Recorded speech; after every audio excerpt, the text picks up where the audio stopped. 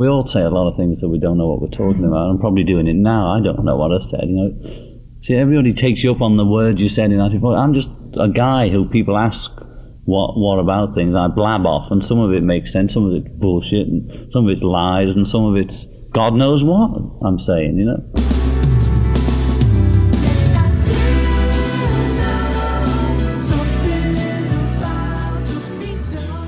Welcome to show 201, everybody. The theme of today's show, first of all, we are delighted to have back to the show. I am delighted, and you will be too, is Erin Weber, who is making one of her annual visits now, the fourth in a row, I believe. And in a year where things have been so incredibly difficult for everybody, but certainly in the academic community, and no less so when you've had a child besides, just as the world was going to hell back in March, makes for one big challenge. And I want to express my gratitude to Erin for not only making the time, but coming up with a great topic, and of course preparing for the show, all these things that take time away from more pressing duties in the Weber household, yet she's here. So hats off for that, Erin. Glad to have you as always, and I know you listeners are going to be too. 2 solid hours of conversation here. So that's a happy thing. But the topic we came up with, and I want people to know from the onset that this was not a response to the recent article in Rolling Stone on the end of the Beatles by Rob Sheffield. That is an entirely independent thing. We'd taped this conversation before that. But really, having on the previous shows explored a lot of the Beatle literature out there, as discussed in her 2016 book, The Beatles and The Historians, which, if you do not own by now, you damn well better, because if you listen to this show, I think you're going to be a bit of a hardcore and very, very deep into truth and evidence and going where the history leads, as Erin says. And so that is an essential book to that end if you're trying to wade through the canon of Beatle literature and find out what's worthy and what isn't. Start there. So in any event, we're going to be focusing a little bit less on books, but definitely the breakup period, about Allen Klein, about the press, about the coverage of the now ex-Beatles going into 1970 and 1971. But very directly, what we'd really started this conversation about when we were talking before we did the actual taping was this whole John versus Paul thing. How did it get started? How did this pitting them against each other or choosing one or trying to quantify who's the greater genius, where did all that start? And as you'll hear in the outside, to circle back to Rolling Stone, I am of the opinion that when you have such an influential rock journal out there carrying so much weight that essentially, admittedly, was started by Jan Wenner as an excuse to meet John Lennon, starting with issue 1, putting Lennon on the cover, and how many ever more times after that.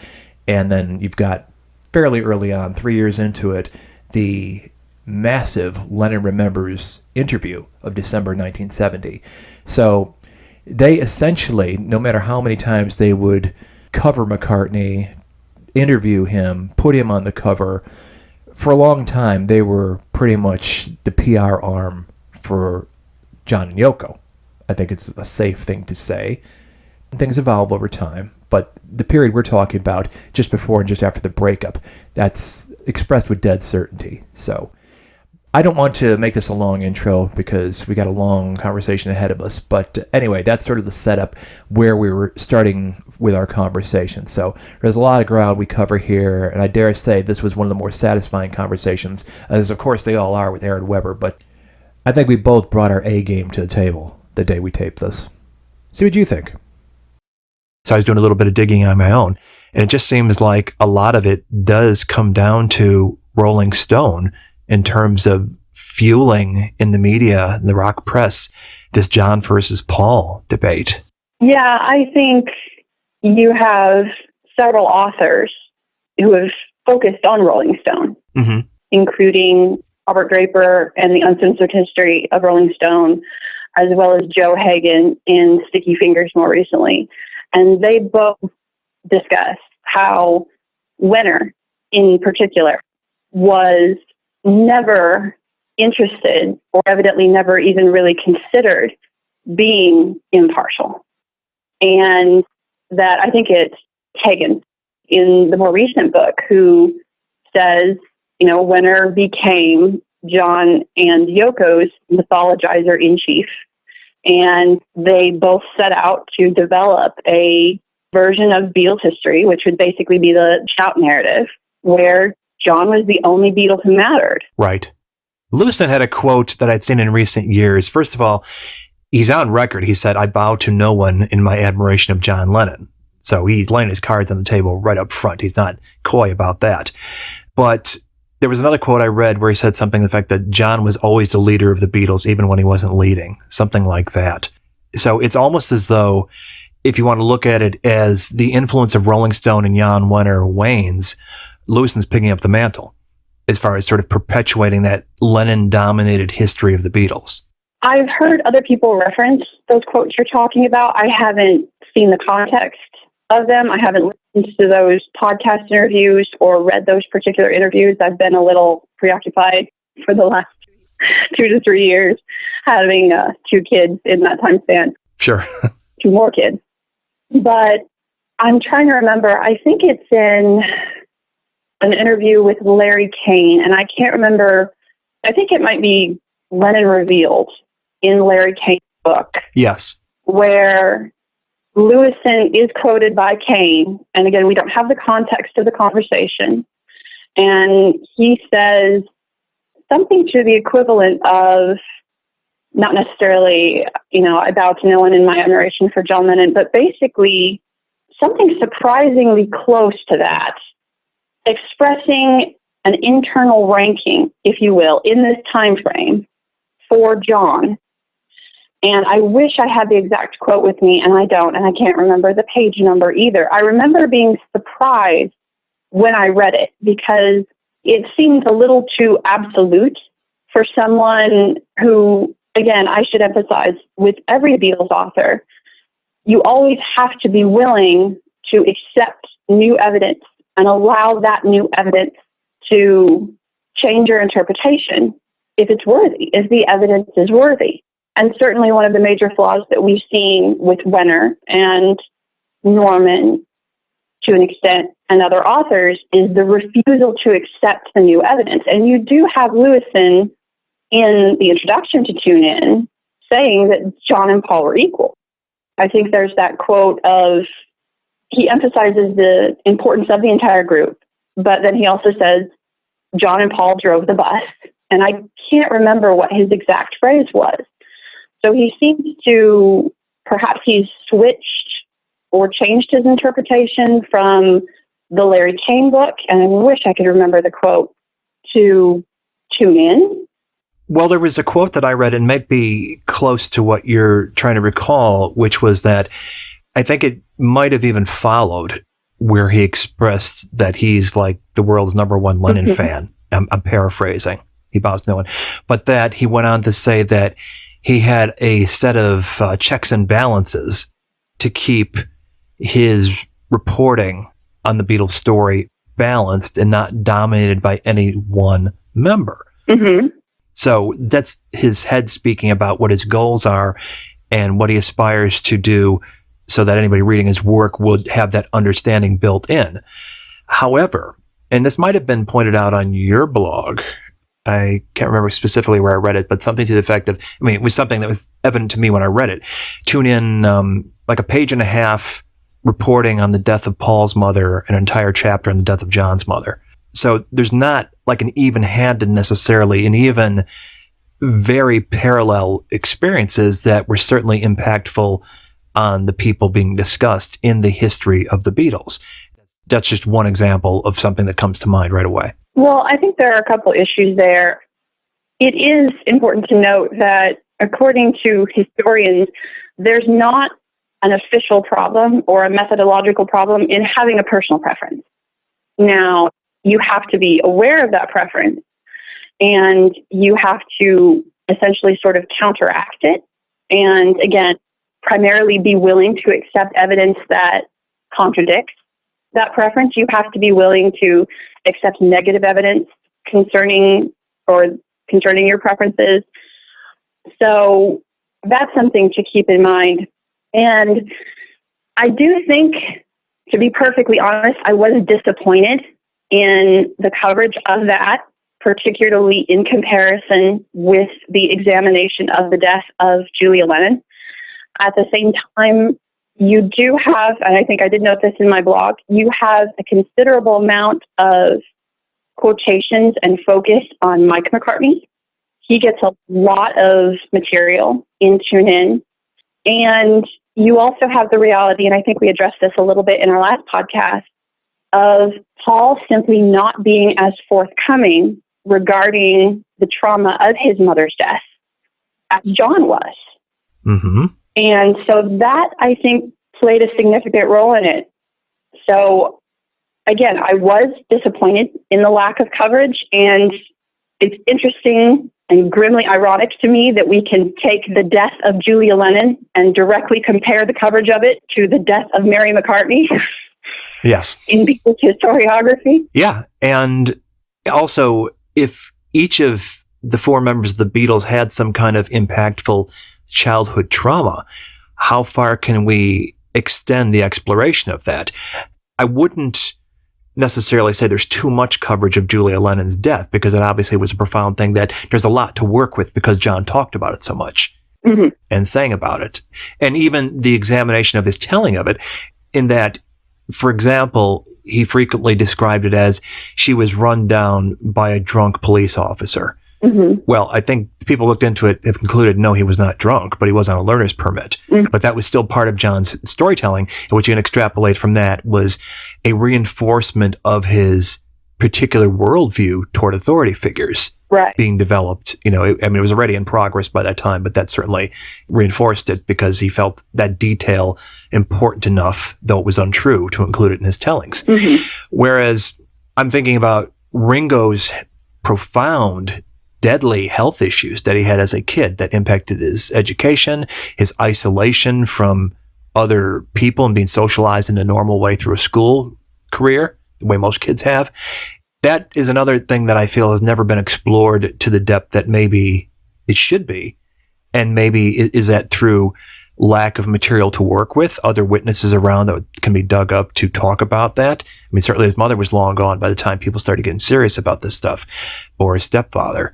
And Ringo is like Paul in that he's not particularly forthcoming, especially about unpleasant things in the past about his life. You know, the guy goes around saying, I'll never write a memoir. Anything I have to say about my history will be in my music. So you're sort of handicapped out of the gate as far as that goes, in a way that you're not with John Lennon, because not only did he frequently tell everything about his own history in colorful ways, but so many Beatle biographers ran with it. Yeah, and I do think that one of the biggest strengths of Tune In was the increased coverage we got of Ringo's childhood and the health issues that he had to face. Because usually in a lot of Beatles biographies, you get maybe a paragraph or half a page on that, or maybe even a sentence or two. Right. Just explain that's where he picked up drums. Right. And whereas with Lewisohn, we got a lot of coverage of it and a lot of exploration of how it impacted him. As well as the history of alcoholism in his bloodline. Yes. And I thought that was pretty crucial as well. Yes. I think really you could say one of the greatest strengths of Tune In is the portrayal of Ringo. Mm-hmm. Definitely. And I don't know how much of that is simply Lewisohn's research and how much of it is his focusing on a figure that had been marginalized in a lot of previous Beatles biographies. Definitely. And that's one of the major strengths, as you say, about Lewisohn, is at least attempting to give equal balance to the four characters in the story and not just emphasizing one or two over the others. Well, and your discussion of Lewisohn's statements regarding John reminds me, I've seen interviews with Peter Doggett, where he talked about when he was writing You Never Give Me Your Money, and found himself, I think somewhat surprisingly, sympathizing the most with Paul during the trail of the breakup period. Mm-hmm. Doggett, I think, mentioned something about having to note that while Paul had his sympathies, that doesn't mean that he could write it that way. Sure. If you're being at all honest, you have to take him to task for whatever issues you find with his actions during that period. Right. And he does do a very good job in my reading of balancing out the issues that are going on.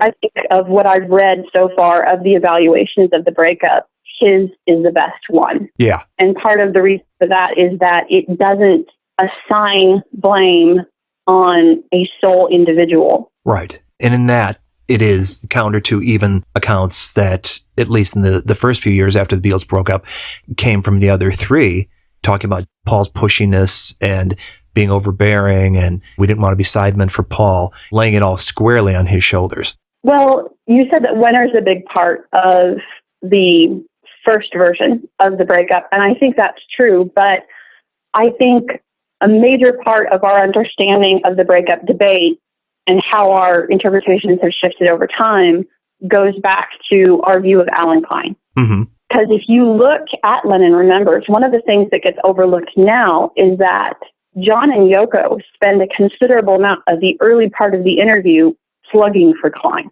and arguing about how not only is Klein the only choice for a manager, but also that anyone who doesn't understand or automatically agree that Klein is the correct choice is simply wrong. And that's really a major issue that you see in the breakup period while the breakup period is unfolding. And I talked about this particularly in the beginning of chapter 2 of my book.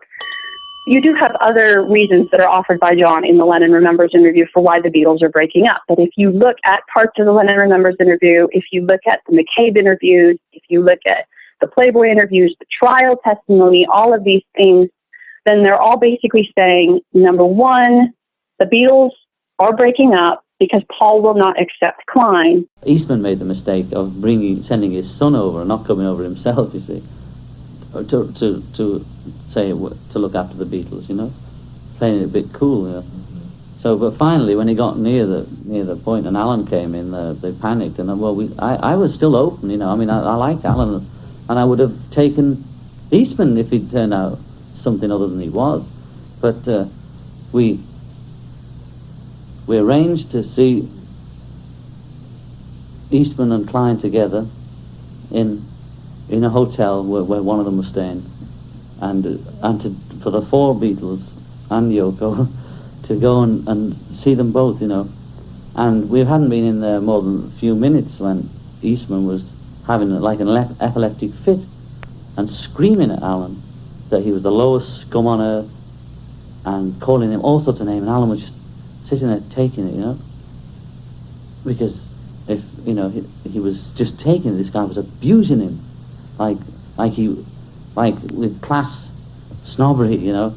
And we all know Eastman's name is Epstein, you know, and the rest of it, you know, but that's what the kind of people they are. But Paul fell for that bullshit because he's got a Picasso or something on the wall, and because he's got some kind of East Coast suit, you know, form and not substance, and that's McCartney. Can't believe he fell. But I was still not sure, and they brought in, and this f***ing fella had an epileptic fit. Maybe we had thought it was 1 in a million, but that was enough for me. As soon as he started nailing him on his taste, I wouldn't let him near me. I wouldn't let a f***ing animal like that near me, who has a mind like that, who despises me too. Of course he does. Despises me because of what I am and what I look like. And number two, that Paul's refusal to accept Klein is at best unreasonable, and at worst, it's selfish and snobbish. And that is what you're getting from John, from Yoko, in parts from George. You're getting it in the trial testimony. You're getting it in Lennon Remembers. You're getting it in the Playboy interview. And that means that the first version of the breakup we get is the breakup is Paul's fault. Oh, unquestionably. Mm-hmm. And it's something that I think in his McCartney album press release, the questions that got reported by Don Short as Paul's quitting the Beatles and set off that firestorm, you see the footage outside Apple at Savile Row of fans being interviewed, and they're just on the heels of this announcement that they're reading that Paul said he quit the Beatles, which of course he did not say, but they're then immediately extrapolating that this is all Linda's fault. Yes, and Linda is identified as one of the reasons for the breakup. And in fact, that's something that also John not exactly discusses, but implies in the Lennon Remembers interview. And you also get parts of that in other areas, because one of the reasons that is identified for Paul's refusal, really one of the main reasons for Paul's refusal to accept Klein, is because Klein is anti-establishment and Paul is becoming increasingly bourgeoisie. And the reason for Paul becoming increasingly snobbish or establishment or what have you is Linda's influence. Right. And not only Linda's influence, but the influence of the Eastman. And if you read Apple to the Core, one of the basic elements of that, as well as the Playboy interview, is not just that the Eastmans are snobs who are encouraging Paul's snobbery, but also that they're misleading Paul, that they're manipulating him. And you have a quote from Klein in the Playboy interview where he says, as soon as Paul learns to think for himself, then we will welcome him back with open arms. Right. That's not word for word, but that's the gist of what Klein is saying in the interview. What has to happen for the Beatles to get back together, and this is an interview that's published in November 1971, is that Paul needs to learn to think for himself. Yes, which is in alignment with a lot of what John had to say, particularly about Linda, as we discussed last time we talked, about this perception he had that she was a passing phase. 2 years. Isn't that usually how long it takes you, Paul? Like, Linda's part and parcel of this Eastman fixation that he's got. And once he wakes up and has his eyes opened, he'll come running back to the Beatles once he gets this Eastman thing out of his system. Right. Again, it would be really interesting to know how much of when John said that, he genuinely expected it to happen for that relationship to actually last 2 years. So there's a lot going on there. And there's a lot I'd like to know more about in regards to Klein. I think we've talked about how the Goodman bio of him had some very serious methodological errors, and it didn't address a lot of issues that I think we really need answers to. Right. In regard to getting some clarity on the issue of the breakup. There's something else I think Paul said in that November 1971 Melody Maker interview where he implies that after it became clear that the others would not accept the Eastman, that Paul accepted that, and he made it clear he would not accept Klein, and that Paul suggested someone else. But we've never gotten any more information on that. Right.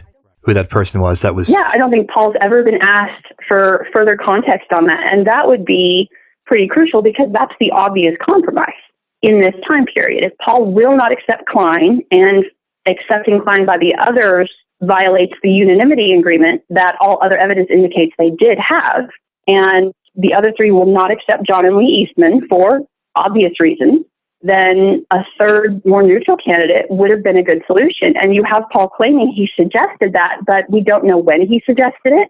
We don't know if he suggested actual candidates or if he just said 5 minutes before they're getting ready to sign the contract with Klein, hey, I don't want this guy. How about we go with somebody else?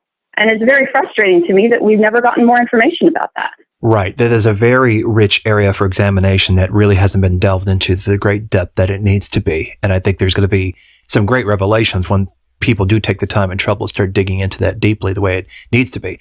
I had done a show with a guy, Gary Wenstrup, before. We were talking about people that really would be top of the dream list of interviewees to talk about what they saw as part of the Beatles' orbit, whoever they were. Jane Asher being an obvious one, but John Eastman would be a terrific person to sit down with because of his being around from that last year of the Beatles being together through all of Paul's career afterward.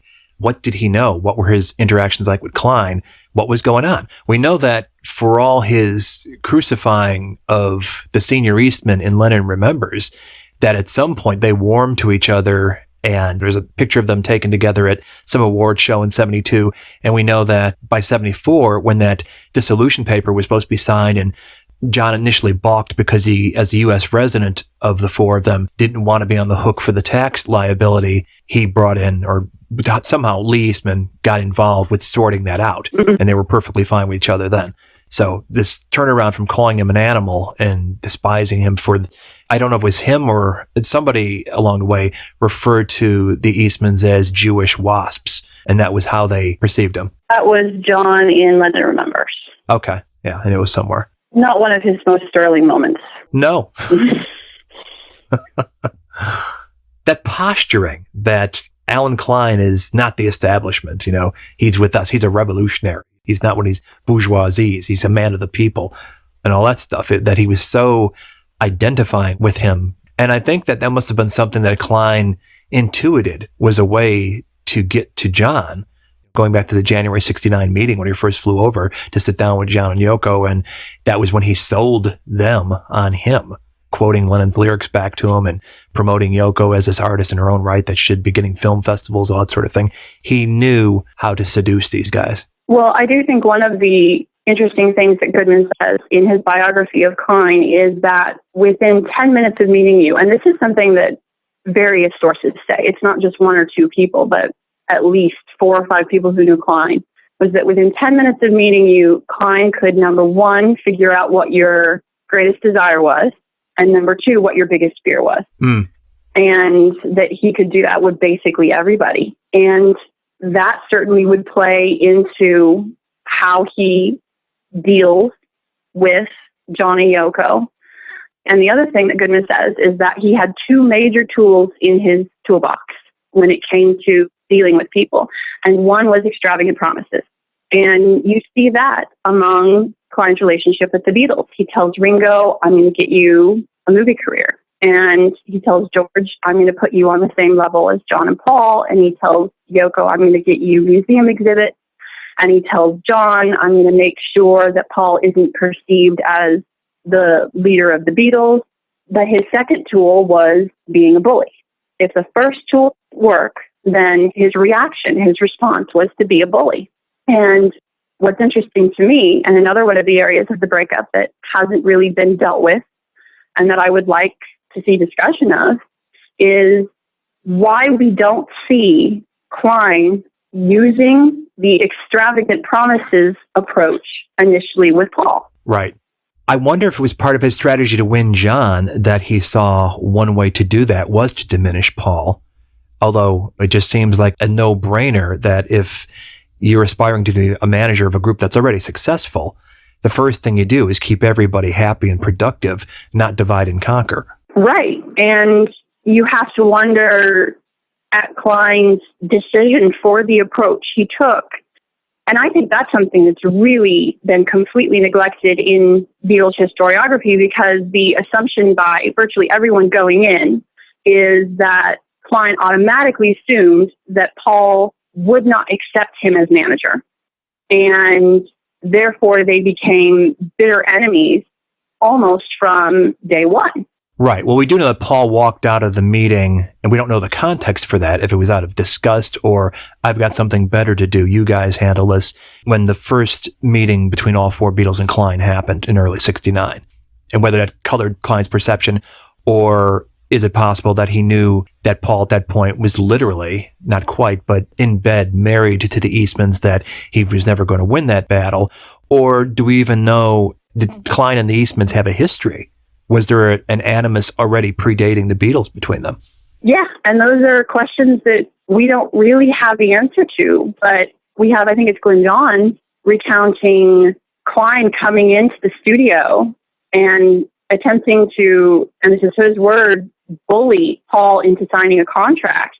And Glyn Johns says it was extremely disturbing to watch Klein attempt to do this with Paul, and Paul kept refusing, and I don't think it ever got signed. No. So we have evidence that Klein used the second tool in his toolbox with Paul, but we don't really have any evidence that he ever used the first. Right, we don't. That incident you're talking about, that was the May 9th, 69 at Olympic Studio event that Paul would describe later as the crack of the Liberty Bell. From that point on, things were irrevocably broken between them. Although that might be his hindsight observation years later, as far as where the 3 were really codifying their position with Klein against Paul, because clearly they worked together quite well after that and were leaving the door open to different things until December 70.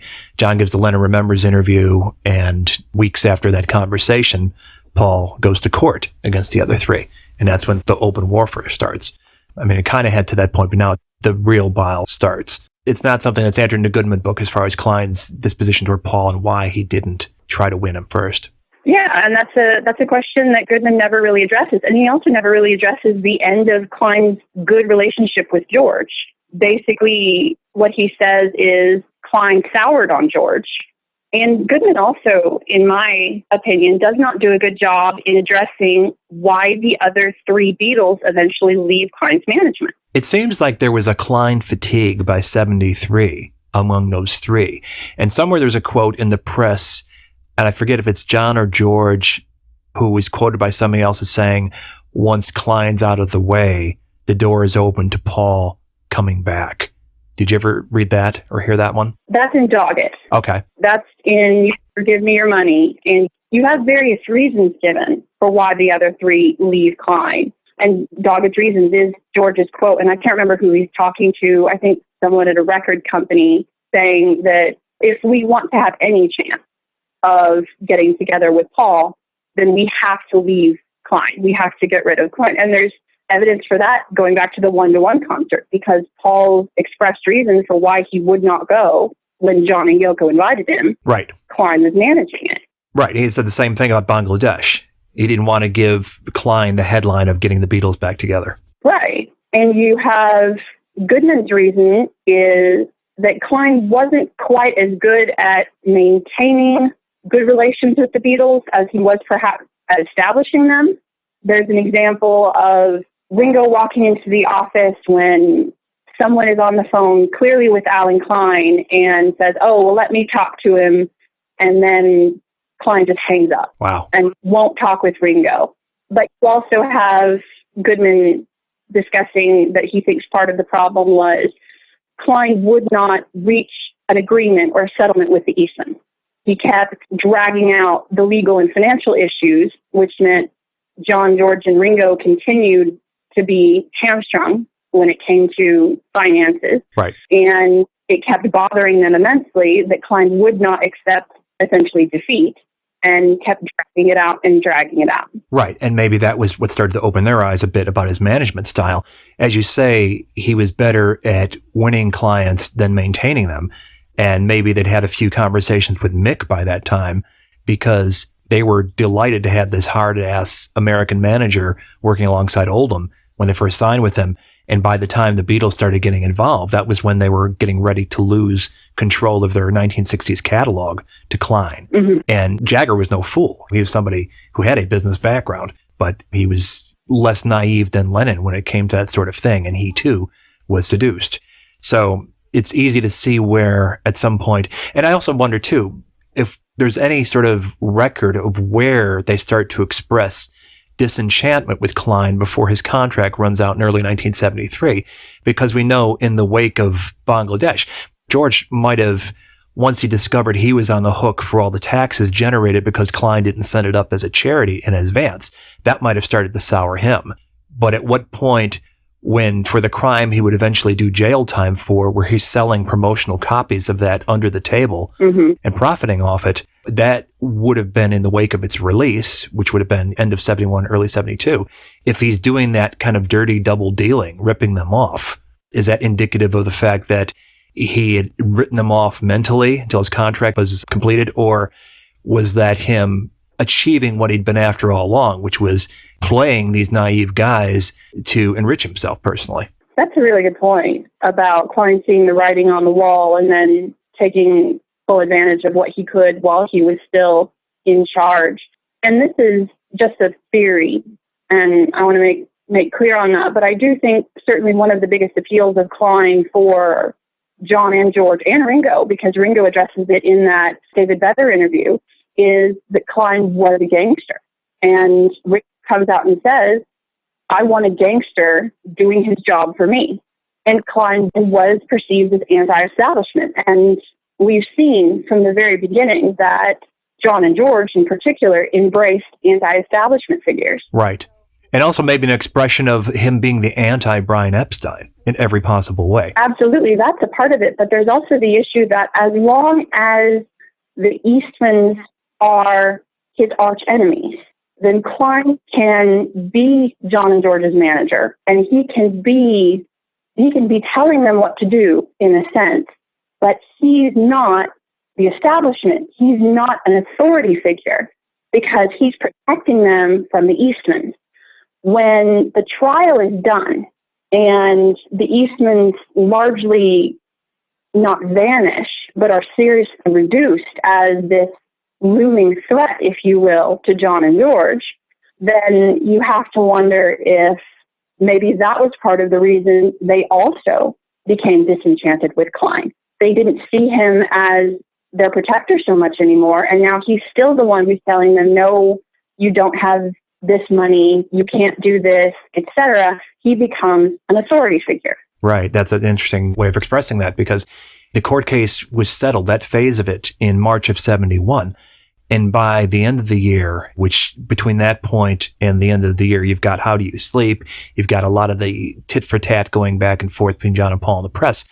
But by December, they're having dinner together and exchanging Christmas gifts. So it's like the worst of it has passed by that time. And that aligns with maybe Klein's transforming role in their life as being their shield from the Eastmans to somebody now telling them what's what. Yeah, and I think that issue of, again, the establishment versus the counterculture, which is something Klein explicitly addresses in various interviews, basically saying, I lost the Beatles trial because I'm anti-establishment and the British court system is the establishment. Right. Such a crucial aspect in understanding why the breakup era narrative is written initially the way it is. Because if you look at the mainstream press, then the general impression is Paul's refusal to accept Klein is unreasonable or irrational. And do have some blame in the mainstream press, but it's also attached to Yoko and to Linda. Right. And if you look at the rock and roll press, it's this issue of class and it's this issue of anti-establishment versus establishment. And so not only is Paul's refusal to accept Klein in that case irrational, it's morally wrong. Mm-hmm. And so that is very much the strong interpretation that we get in 70, in 71, and for most of 72. But again, it becomes a lot more difficult to argue that version after March of 73. Right, exactly. When they turn on each other, the minute that contract is expired between Klein and Apple is when the lawsuits start flying. And George, who's been in this litigation over My Sweet Lord, at some point, Klein buys the publishing of that so he can then sue his former client. But I think your point about him being the anti-Brian Epstein is a crucial one as too, because again, you got Ringo saying, I wanted a gangster. Klein fits that bill. Mm-hmm. Brian does not. No. And they might have been carrying around this perception that for all Brian had done for them, which is easy to see at this distance, he brought them to the world stage and got them where they could not get on their own. But the resentments they might have felt for we could have made more money had he not been so naive or bad at business, that seems to be something that they were carrying around for quite some time if they spoke of Brian. He was a great guy, a nice guy, a sweet guy, but this is where he failed us. They seem to be carrying that, if you read some of the quotes of them speaking of Brian, for quite some time afterwards. They're sort of lamenting, poor Brian. He got rolled, but, well, he meant well. Well, you have that from Klein in that Vedder interview, where Klein blames every mistake or every problem that occurred under his management on either the Eastmans interfering or on Brian's decision. And you also have an interesting quote from George. I think it's from 71, and I cannot remember which one it is, where he says that Klein was the first manager who really paid attention to him. Right. In a way that George Martin didn't pay attention to him either. Right, which is a pretty severe indictment of Brian Epstein. Yeah. At least from George's perspective. Yeah, that's not one you often hear, is what he thought of Brian. You definitely have the record of John jockeying to be the one closest to Brian, going on that trip with him in 63, and Paul being the one to sort of express his acting out, his resentment or his ill feelings toward Brian. There's a great quote. It was from Rolling Stone, April of 1970, where he's talking about, here's the context. I'll read it to you because I happen to have it in front of me. Mm-hmm. So in April 17th, 1970, Rolling Stone, John says, I'm telling you what's going on. It's John, George, and Ringo as individuals. We're not even communicating with or making plans about Paul. We're just reacting to everything he does. So this is in the wake of the McCartney release. Mm-hmm. It's a simple fact that he couldn't have his own way, so he's causing chaos. Paul was the same with Brian at the beginning. He used to sulk and God knows what. It's always been the same, only now it's bigger because we're all bigger. That's a really interesting quote. That's not from Lennon Remembers, though? No, it's from April 1970 Rolling Stone. I think it's the issue before Paul appears on the cover and is actually interviewed by Jan Wenner. So it predates Lennon Remembers, and we already know what camp Wenner is in. But he does this interview with Paul where it's very like what is the press statement that comes out with McCartney, a little bit more fleshed out, although there's a lot of, I'm not going to tell you this because I think it should be a surprise. It's more fun when it's a surprise. He's talking about his record and he's talking about his plans and things like that. But he ends that interview with Wenner when asked about John and his relationship. Wenner asks him, he's quoting John, he goes, "He tells me you haven't spoke to him in 2 months." And Paul goes, "I don't know, really. Normally I would phone him up or go out to Weybridge and visit him, as I've done a lot in the past. I was that kind of person. But now I don't go out at all, and I don't bother looking for it anymore. I'd rather be in bed than at the clubs. He hasn't called me and I haven't called him, but it doesn't mean anything. We haven't had an argument. John is very busy at the moment. I don't like to be busy. I don't feel the need to. Neither of us really need or want to talk to each other at the moment. If we run into each other at Apple or if we're making a record, I would see him, but otherwise I really don't call him. That's the way it has always been.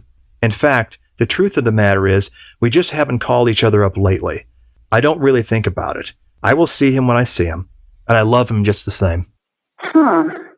I wonder those descriptions of Paul saying that he would rather be in bed reminds me of that period of depression he went through in Scotland. Sure. Following the McCartney press release where he uses basically the exact same phrase of not wanting to get out of bed or not being able to get out of bed. Right. Where there it's pretty clear it's a negative thing. He's talking about a bad time. Right. Whereas here, I think on its surface, it's like the first thing I thought about when I read that was eat at home. It's like he's having more fun in bed than he is, going out and making music or whatever. The fact that he takes the pains to say there was no argument, I still love John. It's not until later on, I think, once the court case comes that they really, well, even before that, because Lennon Remembers is when John is just really spilling his guts about his resentments toward Paul. And I'm just wondering what prompted that, because the court case hadn't happened yet. That was December 31st. By all accounts, they were all taken by surprise by that happening. So it wasn't necessarily as if he knew it was coming and therefore using the opportunity to vent about it. There had just been a few things back and forth in the press that year after the McCartney press statement. I think by August was when McCartney said something about to put this limping dog of a story out of its misery. No, the Beatles aren't getting back together. Which you would have thought at that time would have made John relieved because, supposedly he quit the Beatles the year before and just didn't make an event out of it or sell a record with it. Well, I wondered about that timeline before because I know Paul's lawsuit is publicly announced on December 31st? I think that was when the filing happened. Okay. So it's both.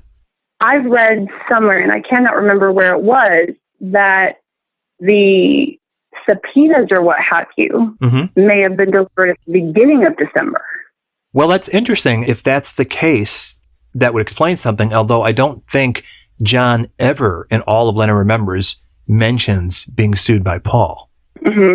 Unless there was some reason, and even at that, we have access now to more of that conversation than was in print at the time. Right. Because of all these tapes that have come out. So if he was told not to talk about it, but he wasn't exactly Mr. Self-Control. So I would have thought that if he was having a feeling about it, he surely would have, something would have been said. Right. And I cannot remember where I read that. So you can't really figure out the credibility of it. And I'm not really familiar with British law and how exactly that would work when you deliver the legal paperwork as opposed to when it's filed, et cetera. Yeah. So I think there are so many different issues going on with Lennon Remembers as a source, impacting how credible it is, how accurate it is. And certainly I would say, back to where we started off, one of the major failings with Rolling Stone and Wenner's version of the breakup and extrapolated later on into the Lennon-McCartney partnership is the failure to analyze Lennon Remembers as anything but perfect gospel. Right. Absolutely. But it begs the question, when I think about this, what we've been discussing here, where we've got what is clearly a factually inaccurate telling. Sure, it's one person's perception of things as he saw them and felt them in Lennon Remembers, but in the hands of another journalist who might have called John out on what were clearly misstatements of fact. We don't have that. So we have this unvarnished account from one person, super subjective, that is then treated as though it is objective or factually based in any number of narratives to come, as well as the implicit, at least, if not explicit, favoritism expressed in a lot of the rock journals in terms of running with the Lennon is a genius thing and Paul is this bourgeois, lightweight popster. On the one hand, maybe it's important in that while what's being written up in the rock press is ephemeral, it comes and goes, and then they move on to the next thing. So what was said in Circus magazine in August 1971 really has no bearing on anything now. It's only when it becomes codified as fact in the books that follow. But for all this narrative being put out there at the time, it doesn't seem to have really impacted their careers in as much as it didn't take Paul long to start having this series of number one hits, no matter how banal some of the critics might have labeled him or his music or Wings or Linda. It doesn't seem to have affected the perception the fans had of him. It wasn't like they saw him as the villain that suddenly they weren't going to support his career. I mean, Ram nearly made it to number one. I think Tapestry blocked it, but it wasn't like they were hurting commercially. Well, I think it's Nicholas Schaffner who does mention how Paul's being perceived as the one who broke up the Beatles and being perceived as an enemy to the counterculture did not help him in regards to his portrayal in the rock press. Right, in terms of a hipness factor. Right, yeah. He absolutely was seen as the one who broke up the Beatles. But that issue of, I guess you could say, there's also been this debate, and there's some good coverage of this, and I think it's the Cambridge Companion to the Beatles or the Cambridge Companion to pop and rock, this contradiction at the core of rock music where it's anti-establishment, but it depends on selling records. It relies on capitalism in order to survive. And there's this perception that the more records you sell, the more of a sellout you are. Right. And because you're no longer authentic. Yes. And so that's, again, one of those other issues that enters into this. Paul selling records, more records, can actually damage his reputation with the counterculture even more. Right. Because it harms him as someone who is supposed to be or was anti-establishment. It's a very interesting contradiction at the heart of rock and roll that will probably never be fully resolved. It's endlessly fascinating. And I don't know if you heard, but I had Alison Bumstead on the show. That's her PhD work, is discussing the issues of authenticity and the language of rock criticism, pop versus rock, and what is what. And there's the Lester Bangs article in 1976. So it's when Wings Over America tour is happening, and how he is like thinking out loud, mystified. He's at a Wings show and he seems to be resisting expressing how much he's enjoying it, but clearly describing the people around him that think it's great. And he seems confused by it because in his mind, in his ideology as a rock critic, it's like, this is frothy pop showbiz junk. Yet he is sort of like resisting admitting he's enjoying it. It's like, I shouldn't like this, but somehow I do. Damn it, what's wrong with me? That kind of thing. Right. And that's another one of those issues, certainly, that we get into in regards to the perception of John and Paul in their artistry following the breakup. And we have various interviews discussing that particular issue. Yeah, it is interesting that when John finally has a number one hit single, and he was as commercially driven as anybody in the Beatles and after the Beatles, he watched the charts and paid attention to that stuff. It's not with some weighty, avant-garde, political, dear to his heart, something he couldn't do outside the Beatles that were so confining him artistically. It's with whatever gets you through the night, basically hitching his wagon to the most popular rock star on the planet at that time, and that gets him his number one. On the one hand, it must have been gratifying to have finally a number one hit single in America, after Ringo had had 2. Mm-hmm. And at the same time, where did he see himself in terms of authenticity or artist or anti-establishment? Because there's nothing revolutionary about as fine a record as that is. It's a great, catchy little club song as opposed to a great personal artistic statement from him. So I would have loved to have had that conversation with him. What did you think you were doing there, and what did you get out of it? Well, and I think we know that the competition between John and Paul for A-sides was very intense during the actual Beatles period. Mm-hmm. You could presumably extrapolate that out to John very much keeping track of which other Beatles had already had number ones and resenting that he didn't have one until Whatever Gets You Through the Night. Right. There's that great quote after Ringo hits number one with Photograph, where I guess he sends him a telegram saying, "Congratulations, how dare you? How about writing me a song?" That's a great quote. Yeah, that's John in a nutshell. Yes, it is. Congratulations, how dare you? So it is a very interesting thing that he himself had this kind of balance he had to maintain within himself as the desire to be the performing flea and feel the adulation of the crowd, but still maintain his artistic bona fides. And I don't think it's an accident that the time that we're aware of that he entertained the notion of working with Paul again, not getting together with Paul socially, but working with him, is only after Walls and Bridges and Whatever Gets You Through the Night goes to number one. So there's some bit of parody there where he's not seen as the weaker partner in need of help when he talks about going to see Paul in New Orleans where he's working on Venus and Mars. And it's during that window he's apart from Yoko. And then once he goes back to Dakota, of course, the door is slammed on that.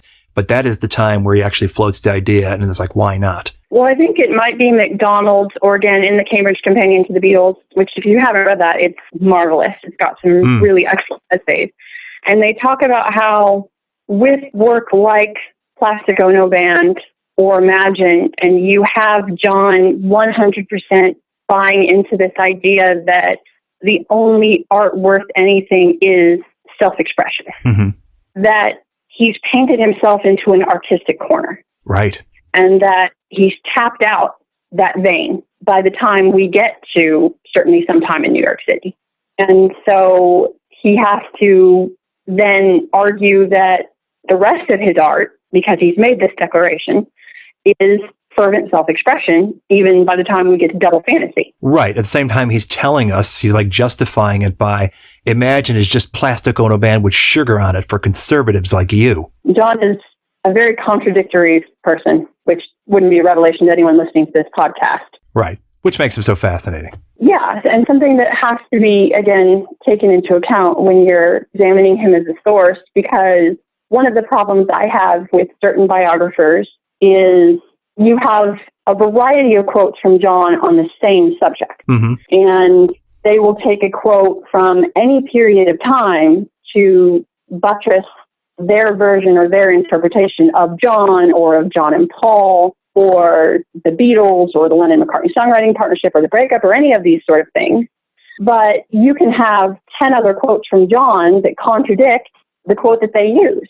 It's immensely frustrating to me as an historian or just as a reader when authors choose to do that, because I can't help but think it's misleading. It's cherry picking. It's like people that draw quotes out of the Bible to support some argument they have that are all over the map. It's from every different position. You could find something in there to back up what it is you're espousing, just depending on where you look. Same thing with Lennon.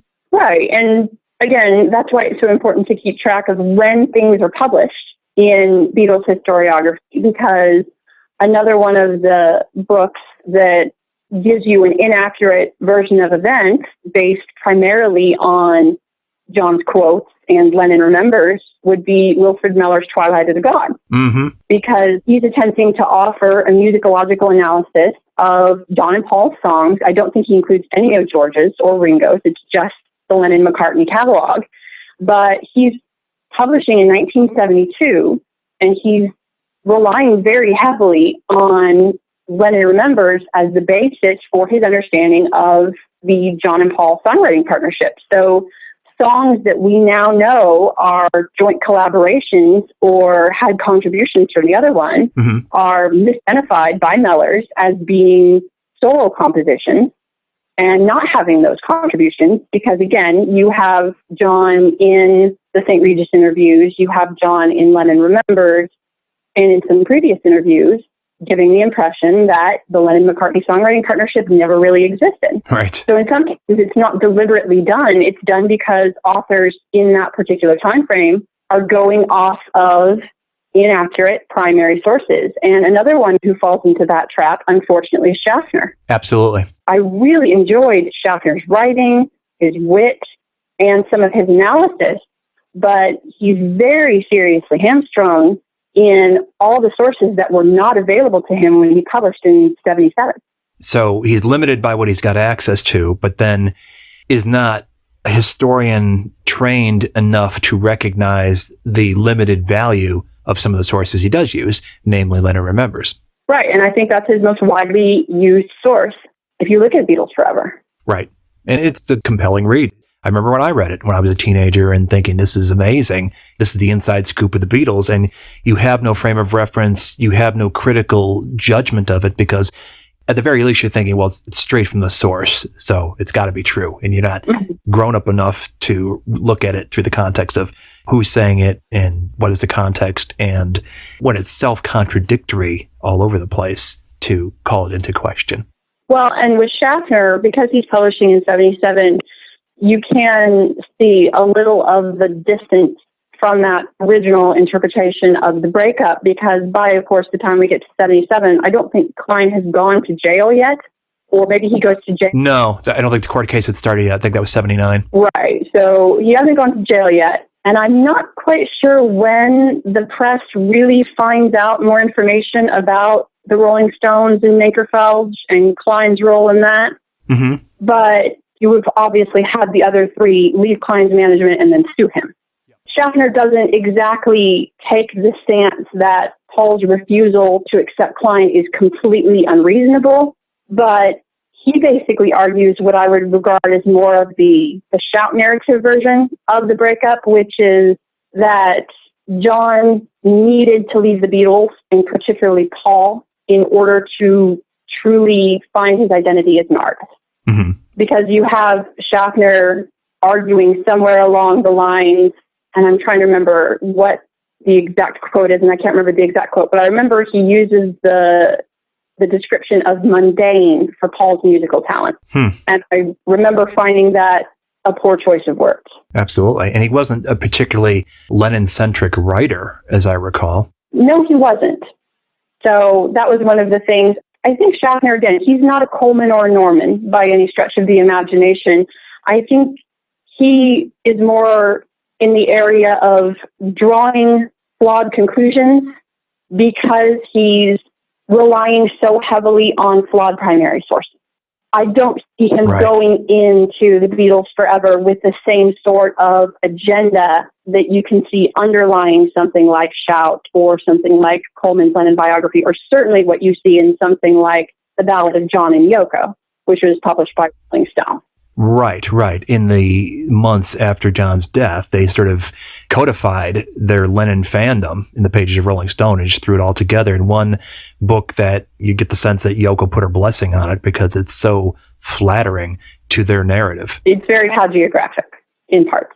Yep. I think with Schaffner and Norman and Coleman, that's really the version you get, particularly from Coleman, is arguing that John had to break from the Beatles and he had to break from Paul because of how frustrating Paul was in the studio, because of his bossiness, because of his treatment of John and George, but mainly because John had to get out of the Beatles in order to truly be able to express himself. He was constrained. And he shouldn't have been subjected to a Maxwell silver hammer. That is a good argument.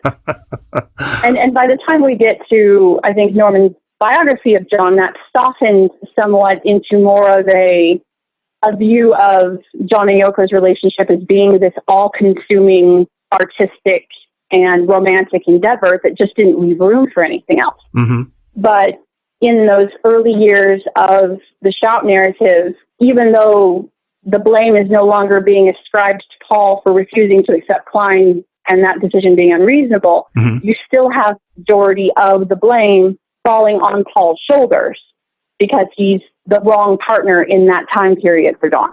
Right. It's a very John-centric worldview. And in your eyes, in your reading the literature, do you find that writers will bend over backwards to justify egregious behavior or actions by John to like come to some sort of rationale for why it was justified, cutting him slack that they don't cut any other Beatle? I think there are certainly some authors who do that.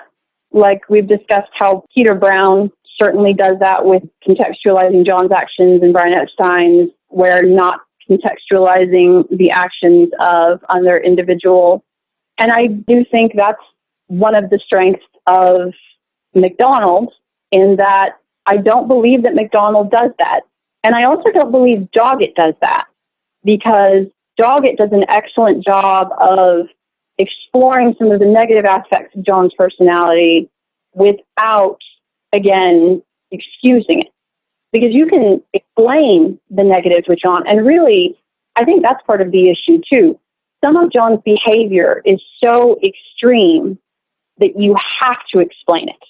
And whereas with the other Beatles, you really don't have examples like that demand contextualization. There's a couple things that come to mind when thinking about Paul. One is something that I would classify as hearsay, lacking any further proof other than one person's telling. And that's Francie Schwartz's "you and your Jap tart think you're hot shit" thing. I don't know anybody else that's backed that up as being something that Paul really did. And what would be the context, justification, rationale for that as described being something he did, and how John and Yoko reacted to it. And the other being, and this one I have seen some justifications of, but probably need to be a clearer expression of this, because on the surface, it is something that a lot of people in fandom out there will point to as duplicity on Paul's behalf, which is his buying up of their publishing stock, unbeknownst to John and the rest of the band, so that he had more shares than John. What was the rationale for that makes him look less than selfish and self-serving?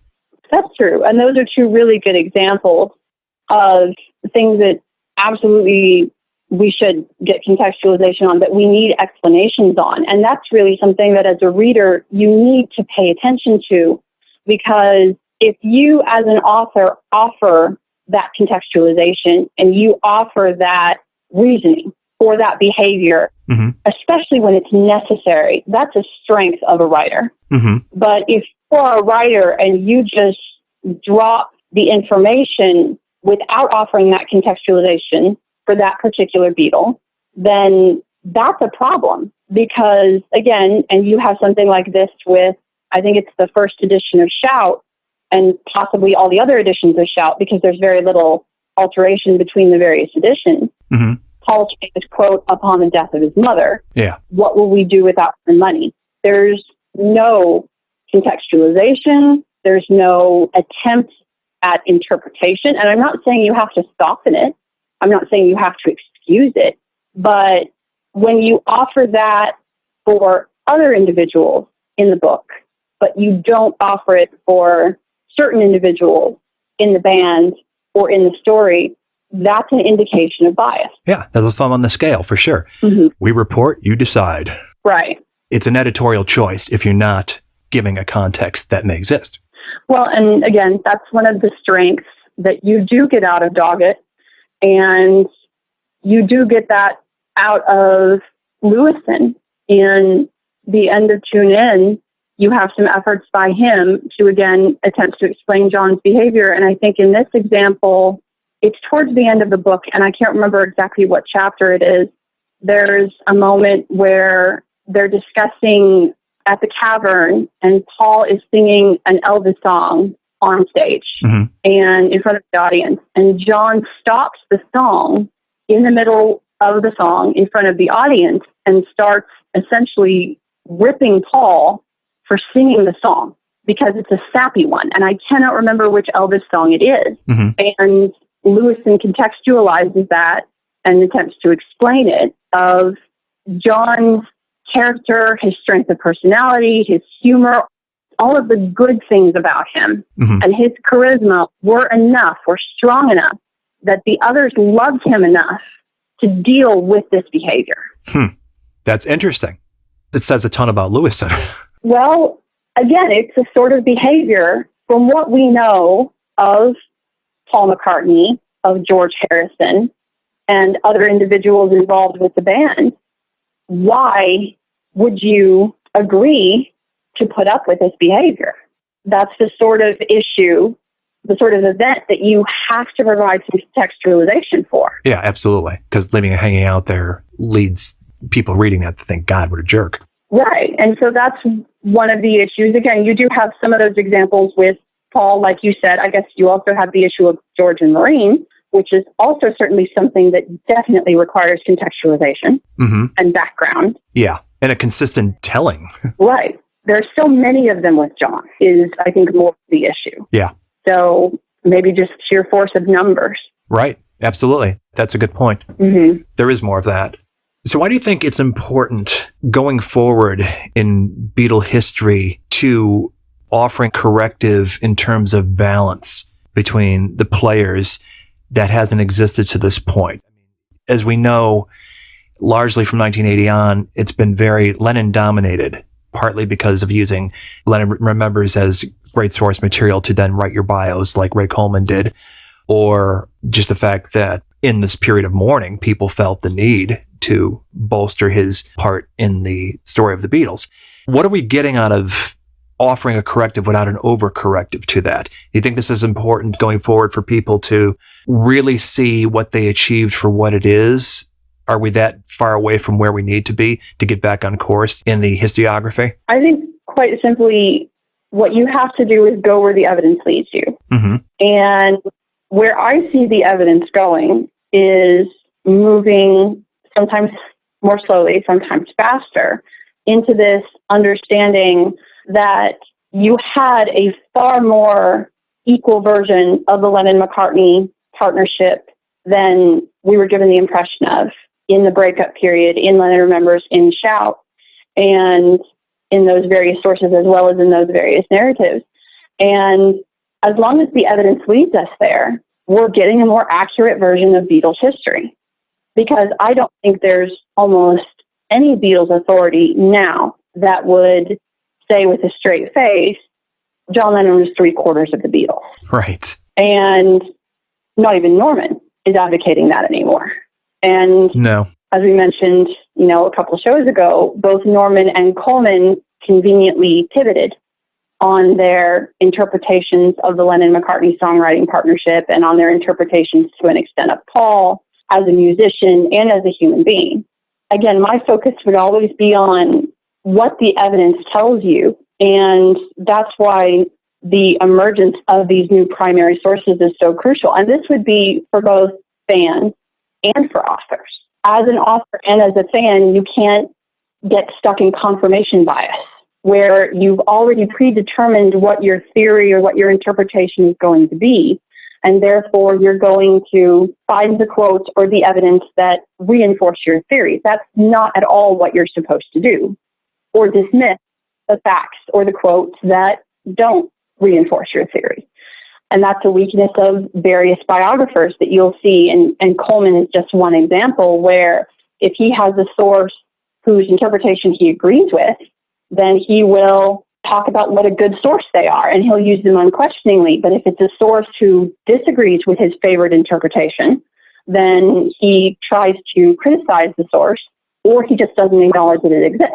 And Coleman is the one I'm singling out right now, which is somewhat unfair because it's an issue, obviously, that you see across Beatles historiography, including with Goldman, who is obviously not John's biggest fan the way Coleman was. Right. But I think if you're a general knowledge lay reader, you might, without a bigger context of understanding how these books were written and what their flaws are, take it at face value. Well, clearly Goldman had it in for John. This was a hatchet job. So everything he wrote is completely slanderous and of no value whatsoever. Whereas, oh, Coleman was a friend of John's, he knew him, therefore this book should be given extra weight because he had a personal relationship with John. And neither one of those is true. Right.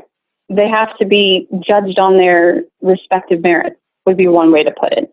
So my impression is certainly that the evidence is leading us away from a more inaccurate version of the Beatles and also of the Lennon-McCartney songwriting partnership, but again, also the Beatles overall, because as we've discussed, the Lennon Remembers narrative, but particularly the shop narrative, drastically diminish and marginalize George and Ringo as well. Mm-hmm. So as we get more information about them and George Martin, that helps give us more information about their respective contributions. So I do think that's where the evidence is leading us. And again, the emphasis that any author or fan who goes into it with their thesis set is making a basic error. Right. So in this effort, this proactive drive to sort of correct the record away from this Lennon-centric narrative, which careful, shrewd readers recognize as deeply flawed, it's like in order to bring John back to where he belongs, rather than the self-styled genius, in your bolstering Paul to give him equal weight. How important is the genius discussion in all this? Does this even have a place in historiography, or is this just fandom expressing itself and being partisan? It's certainly not new in historiography. There's a debate among historians. There's a very serious debate in parts of American historiography regarding whether or not Ulysses S. Grant was a military genius. And that is very much impacted by the politics of the Civil War and Reconstruction. Because I think it was, admittedly, one of the administrators at the Grant Museum, Grant Presidential Museum, and he basically says, in order for Grant to be a genius, Robert E. Lee has to be the bad guy. And there's obviously a lot of political complexity that goes along with that issue, and that the South underwent, after Reconstruction, a very deliberate campaign to criticize and minimize the reputation of Ulysses S. Grant. While exalting Robert E. Lee. Exactly. They could not attack Lincoln, in large part because Lincoln had been martyred, but they could go after Grant. And so they completely rejected the idea that he was or ever had been a military genius. They focused on his alcoholism when he was president, which admittedly there's an enormous amount of evidence for that, but basically argued that he was a butcher who won with sheer force of numbers rather than with strategy or tactics. Right. And you certainly have debate in various historiographies that discuss the genius of an individual or of a partnership. So that's not new. I do think one of the things that absolutely complicates the debate regarding Lennon-McCartney, and you can frame it as who was the genius, who was the greater genius, who was more important, who contributed more. I mean, there are so many different variations of how the question is framed.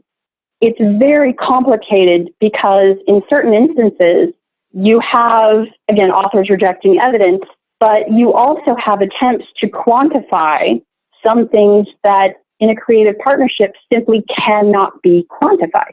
And that's one of the major errors I see in those authors and also in some fans who want to assert this one was more important or this one contributed more, because there are so many aspects to that partnership that you cannot assign numerical value to.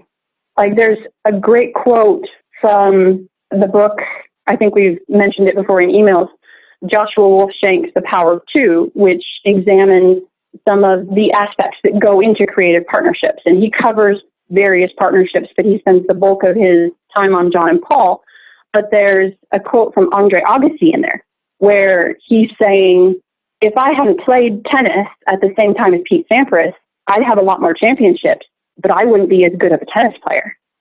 And I think that's absolutely an element that you can't quantify in the Lennon-McCartney songwriting partnership, and that's that issue of the competition with one another making them better. Absolutely. And to choose one side or the other as the genius or greater genius is to miss the point, because what we remember these guys for is what they created in partnership. Right. And that's another one of the problems, because you're trying to separate out, in some cases, something that cannot be separated.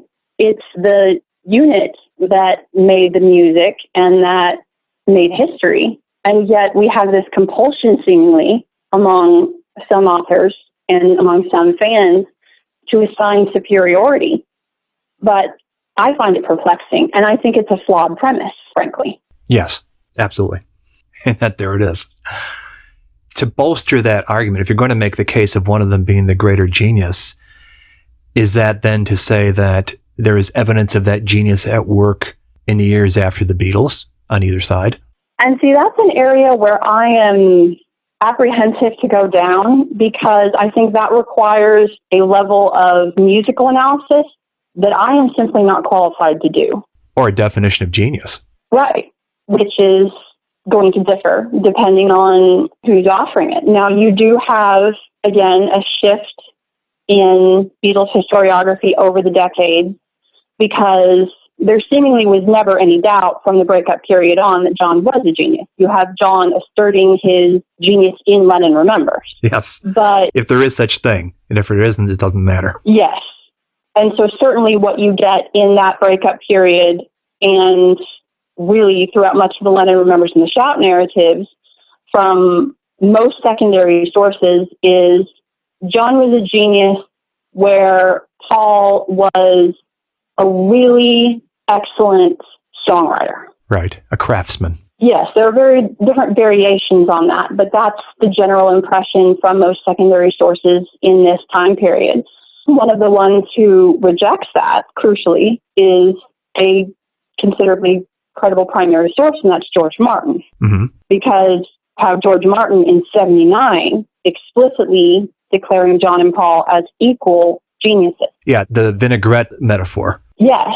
And then you have that quote being ignored by various authors, by Coleman, by Schaffner, not Schaffner, Schaffner came before that, by Norman, by Wenner, as well as in various other issues, until you get to Salowitz is a secondary source that argues certainly in favor of Paul being a musical genius. And I do think the perception on that has significantly shifted in various musicologists.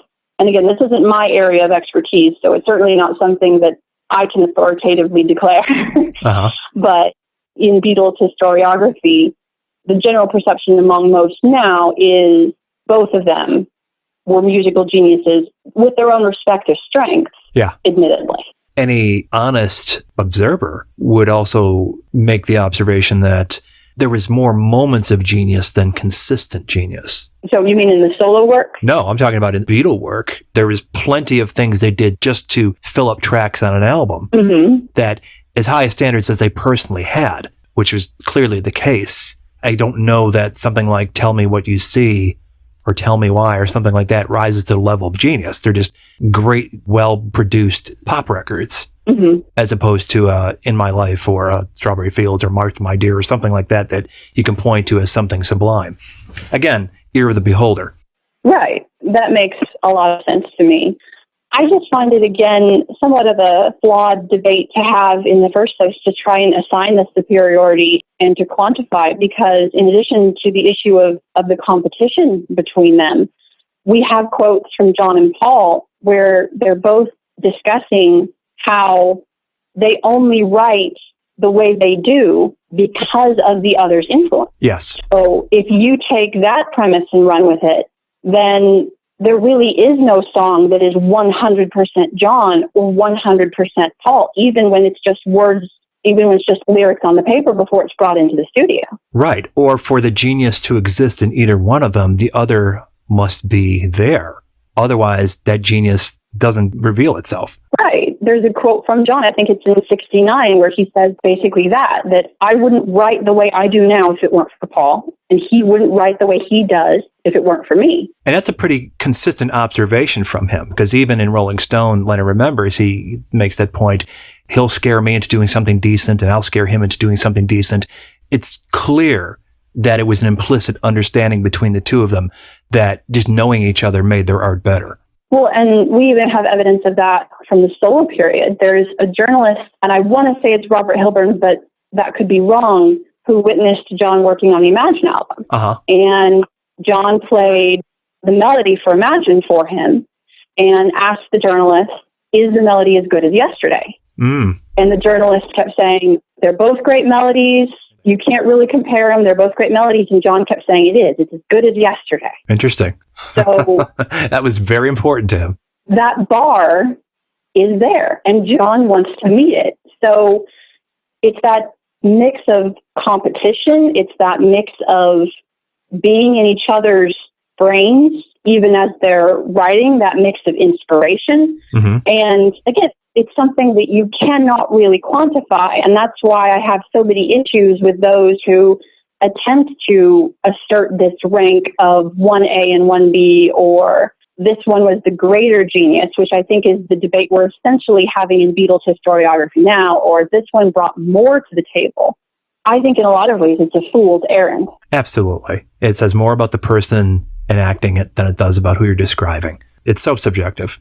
Well, and I think, again, one of the strengths of Schenk's book is he delves into why we feel this compulsion to take these creative partnerships and turn them into these zero-sum competitions where praising one somehow requires diminishing the other. Yes, exactly. There's not a finite amount of credit. No. You can see to the end of John's life, because it's interesting, we have more of a record of John reacting to Paul than vice versa.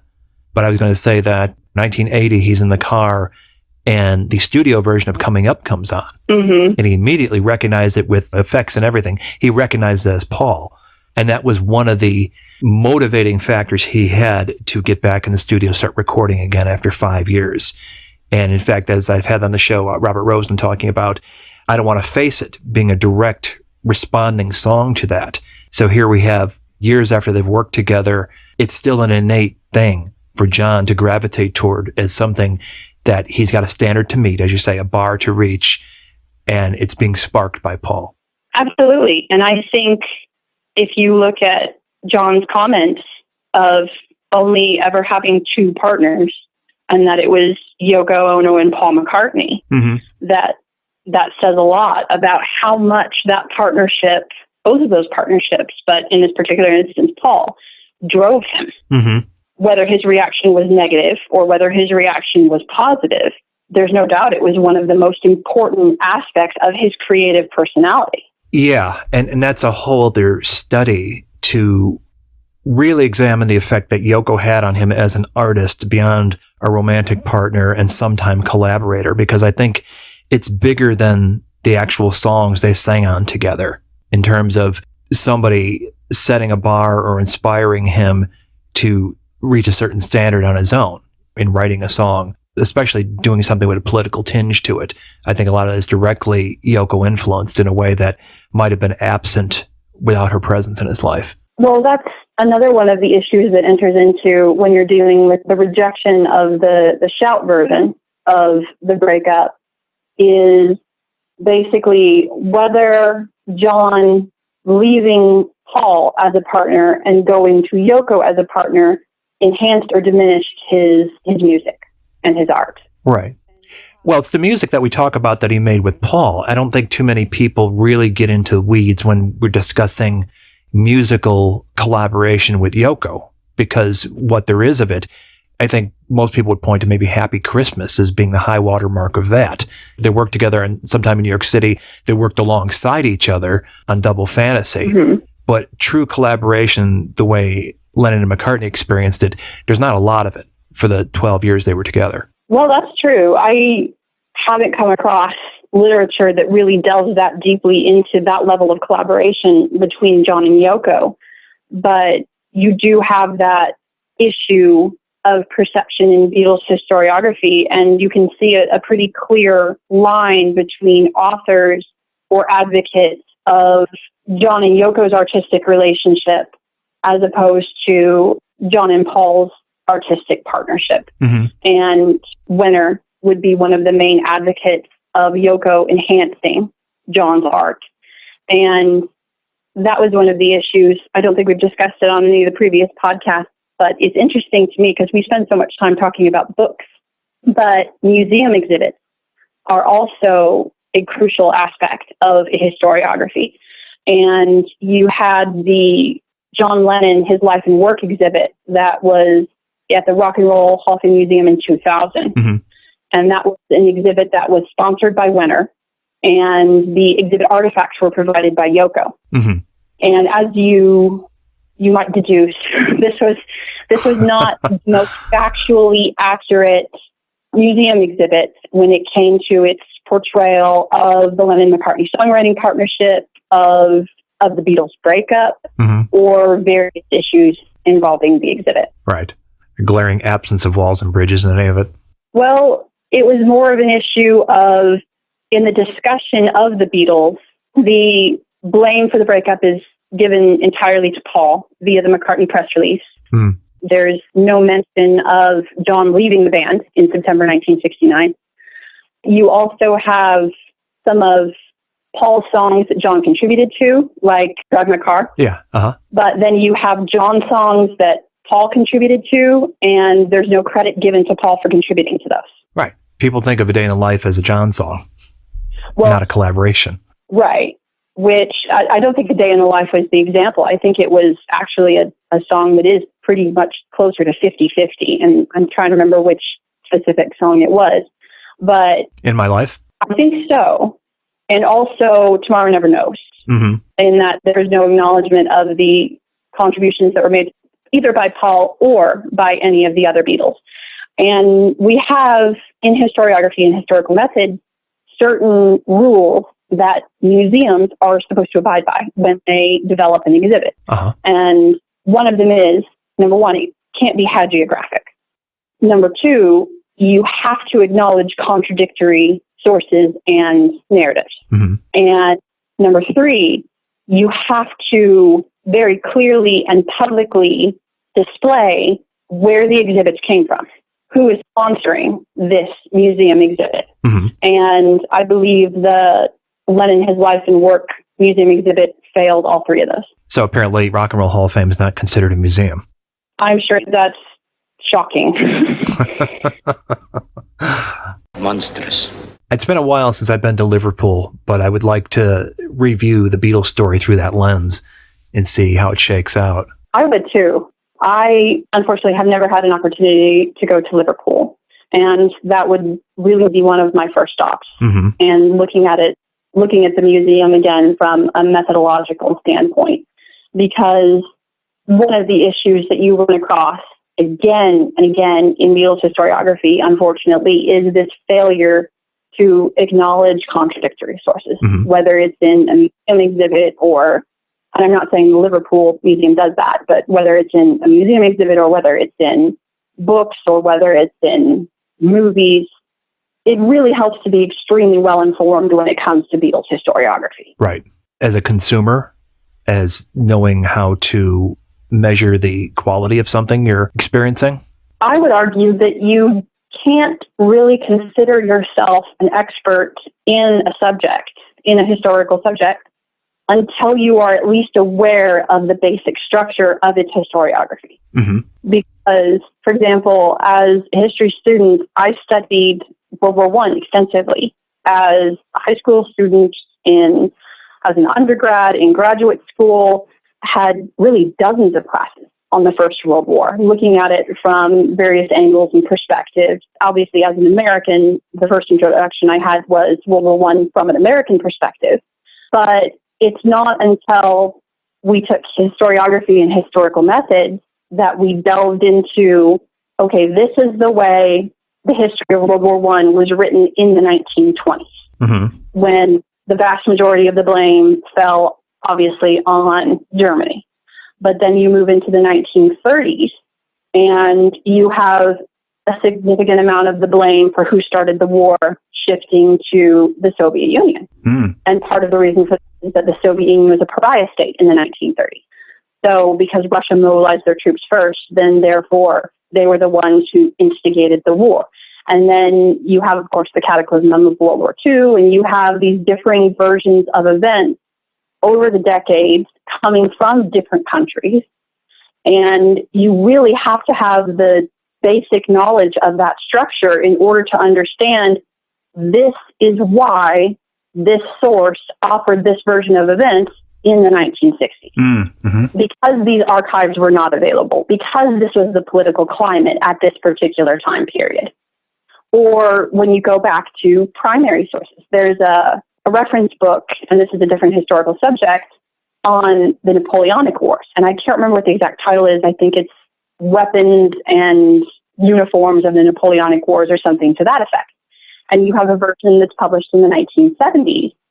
Well, the author could get a lot of primary sources on the British and on the French and the other combatants involved, but he couldn't get into the archives in the Soviet Union. Mm-hmm. So what you have is a lot of material on the others, but considerably less material on the Russians. Right. So that's always one of the elements that has to be accounted for when you're looking at the historiography of something. And you could draw a parallel from that in access to archives until they were published later in the 90s after the fall of the Berlin Wall and the opening of the Iron Curtain, mm-hmm. to something like the complete Beatles recording sessions, because all of a sudden these primary sources, which had been inaccessible, are now accessible, and they offer us a very different version of events than we had previously believed. Right. The trouble is that when you're absorbing these first drafts of history, not really knowing the limitations of the components of it and what may be lacking until suddenly they surface. At least in Beatle world, it seems like every other week something pops up that nobody knew existed before. Right. And again, I would encourage any listener, there's nothing wrong with evidence-based revisionism. Right. So long as the evidence is leading you to move away from a previously held interpretation, then there's nothing wrong with it. Now, historians, admittedly, tend to love revisionism because it keeps us employed, but it's not an evil in and of itself. No. And I find that interesting. One of the things I enjoyed when I first started reading Beatles stuff is that you had both sides accusing the other of revisionism. Oh, yes. And speaking of World War I immediately think of Peter Jackson and that magnificent film he put together, and how his current project, this Beatles revision of Get Back, has been pilloried in some quarters as a revisionism, as a Disneyfying of the darkest hour in the Beatles' history in the minds of many, because they are so clinging to the narrative that's been put out there by the Beatles themselves, but they've read about for years in books.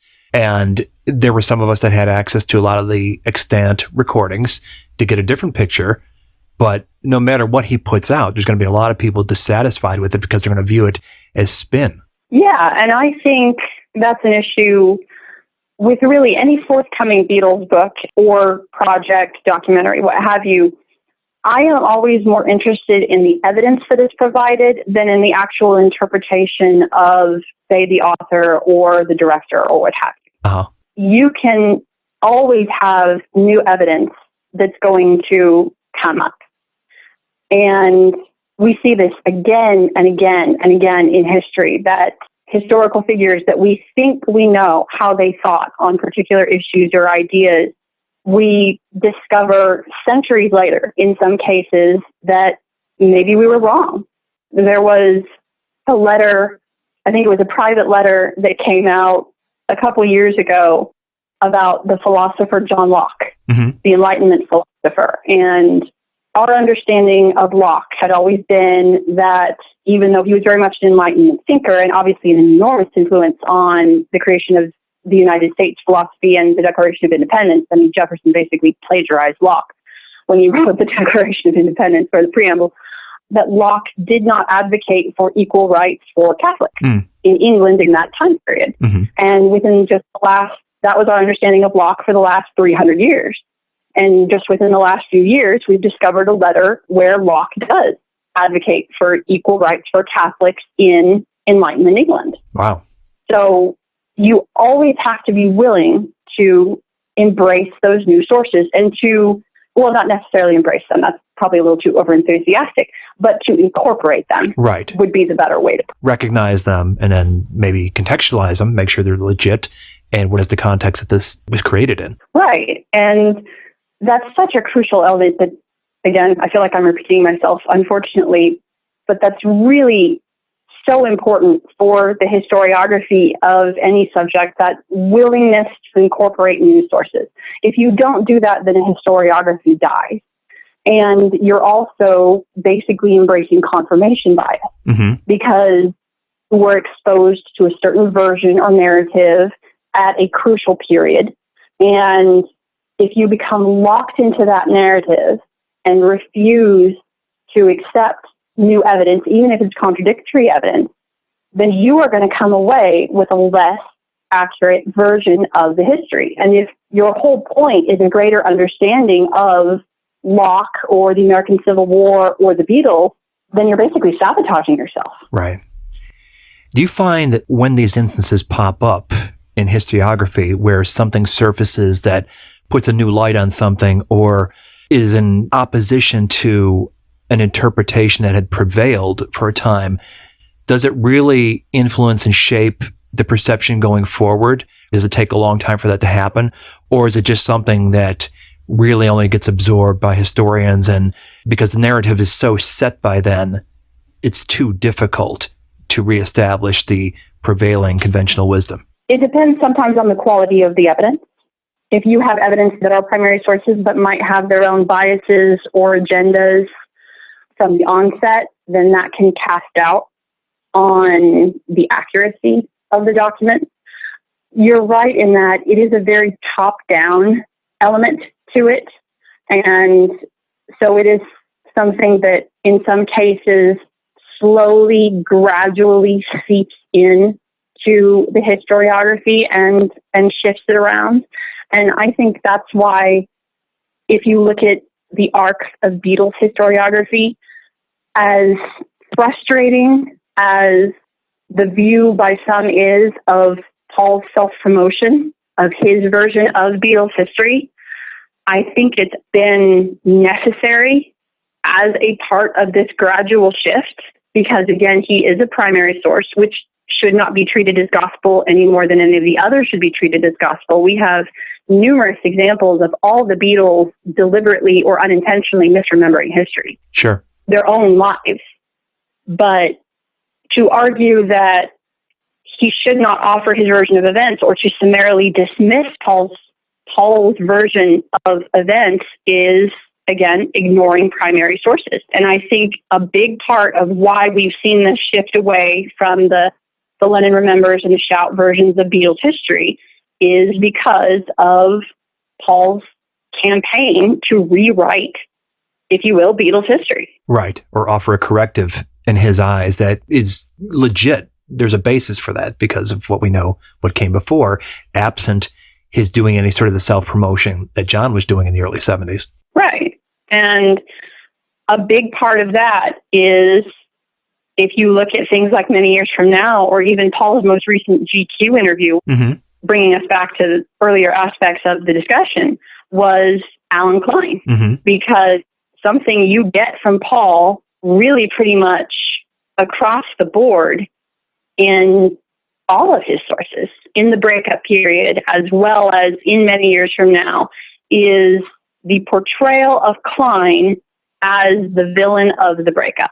And that has become more widely accepted in Beatles historiography, perhaps not Klein as an evil mustache-twirling villain, but certainly by the time that you get to anthology, the general consensus seems to be he was not the right choice for manager. And therefore, you see this significant shift in our interpretation of the breakup. If Klein was not the correct choice for Beatles manager, then Paul's refusal to accept him becomes a lot more understandable. Heroic, even. You ask me, where's the money? Where's the money? I mean, I don't know where the money is. I've never been good with figures, you know that. I don't know anything about math. It was never my good subject. I don't know where the money is, but if you need money, I'll give you money. But this really surprises me. I'm really shocked, because I thought we had something here a lot stronger than just business. I mean, you know, I love you more than I love my own family. I do. I want to protect you. I want to help you. I want to protect you from the outside world. Protect you from people like me, you know. And I think I'm doing a good job. And that's a significant shift, a very marked shift. Mm-hmm. If you look at what we were saying about the breakup in 70, 71, and 72 in sources like Apple to the Core, as opposed to what the interpretation is now. I think in the GQ interview, within the first paragraph or so, they describe Allen Klein as awful, and they don't put it in quotes. They just flat out say Allen Klein was awful. Right, as a fact. So I will be very interested to see how future authors address the issue of Allen Klein and Paul's resistance to Allen Klein, and also, again, what evidence they come up with. Obviously, I'm very curious to see what Lewisohn is going to say. I don't know if there are plans in the pipeline for other people to address the breakup in the future. Pretty fertile ground. My fear is that even now, we're still relitigating the causes of the Civil War because people with opposing agendas, it was slavery. No, it was states' rights. Hadn't we figured this out by now? I think so long as there is partisanship in Beatle fandom, the evidence is almost beside the point in the minds of some because they're so entrenched in their positions. Yeah, and I'd agree that there are some debates that will never end. The debate regarding the American Civil War or the debate regarding World War I, those debates are still being waged among historians. Mm-hmm. Now, certainly the majority of historians now would argue that the American Civil War significantly had to do with slavery, far more so than states' rights. But the fact that we are still debating it because it is so politicized is unfortunate. And again, you see that politicization as a crucial element in the Beatles breakup. And I think that's part of the reason that so many people got stuck on the initial interpretation of why the Beatles were breaking up, because it's not just an issue. You had people who picked favorite Beatles, obviously going back to Tavern Club days. Yeah. We have an enormous amount of evidence for that. And that's, right. Again, that's not a problem. Even if you're an author who's writing a Beatles book, there is not a problem with having a favorite Beatle. But the issue then becomes when you just can't manage to allow yourself to shift out, in part because of the politicization that you're dealing with. And in some instances, particularly in the breakup period, identifying yourself as a John fan or a Paul fan wasn't just about who you liked better or whose music you liked. It also identified whether you were establishment or anti-establishment. Right. It was absolutely a statement of identification. Absolutely. And that then adds this personal element to your interpretation of the Beatles breakup. I've had a number of individuals who will comment on my blog, which has generally been on hiatus for the last few months as I've been dealing with a now 5 to 6 month old, where they will discuss being introduced to Beatles historiography by either the Lennon Remembers interview or by Shout or reading something along those lines and really taking it unquestioningly.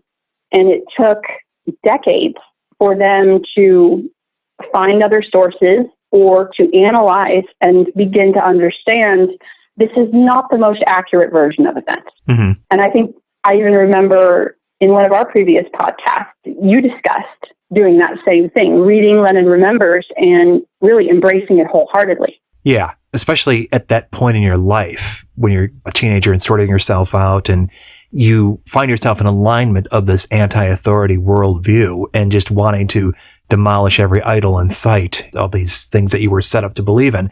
It just so resonates with you. So you really want to believe it. And then you grow up and you see the world through more mature eyes and you come back to something like that and you start to see its flaws and its contradictions. And then whatever other knowledge you absorb, where you then call into question what was behind it.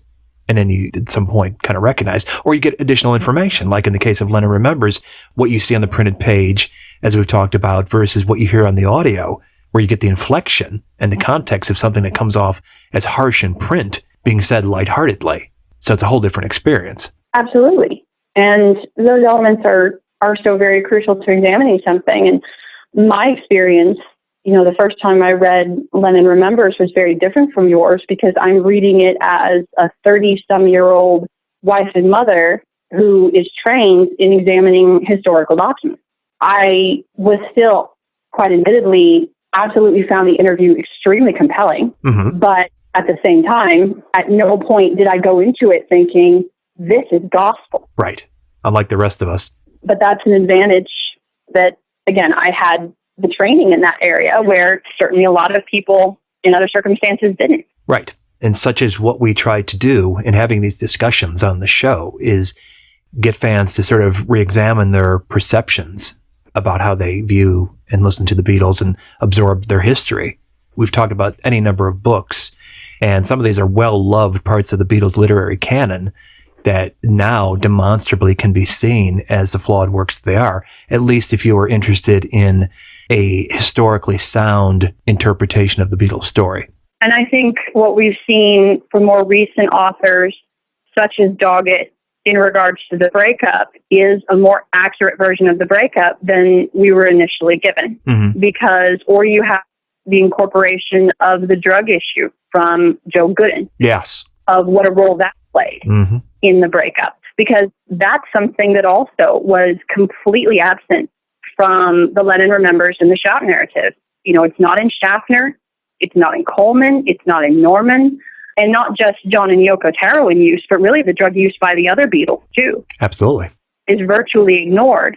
And certainly historiography seems to be tilting towards the understanding that that played a role. How significant a role, again, might be difficult to quantify, but it certainly deserves to at least be mentioned when we're discussing the breakup. Right.